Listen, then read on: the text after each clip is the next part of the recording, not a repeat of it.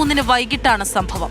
ആദവനാട്ടെ ഉമ്മാത്ത എന്ന സ്ത്രീയുടെ വീട്ടിൽ അതിക്രമിച്ചു കടന്ന് ബന്ധുവായ 17കാരനും സമപ്രായക്കാരനായ കൂട്ടുകാരനും ചേർന്ന് സ്വർണം മോഷ്ടിച്ചു. ഉമ്മാത്തയുടെ മകൻ നൽകിയ പരാതിയുടെ അടിസ്ഥാനത്തിൽ പോലീസ് അന്വേഷണം തുടങ്ങി. ഇവരുടെ വീടിനടുത്തു താമസിക്കുന്ന ബന്ധുവായ 17കാരൻ തന്നെയാണ് മോഷണം നടത്തിയതെന്ന് പോലീസ് കണ്ടെത്തി.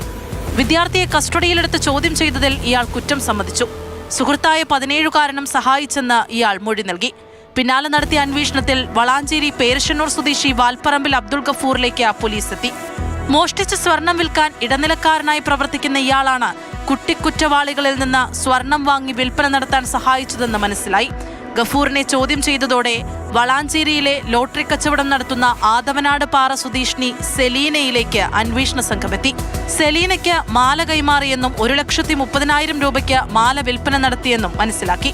20,000 രൂപ ഗഫൂർ കമ്മീഷനായി കൈപ്പറ്റി. ബാക്കി തുക സ്വർണം മോഷ്ടിച്ചെടുത്ത കുട്ടികൾക്ക് നൽകി. ഇവർ മന്തി വാങ്ങുകയും ബൈക്കും ഐഫോണും വാങ്ങിയെന്നും ചോദ്യം ചെയ്യലിൽ സമ്മതിച്ചു.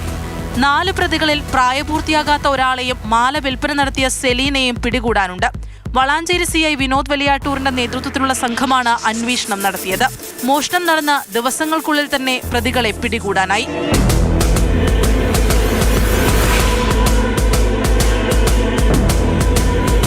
മാതൃഭൂമി ന്യൂസ്, മലപ്പുറം.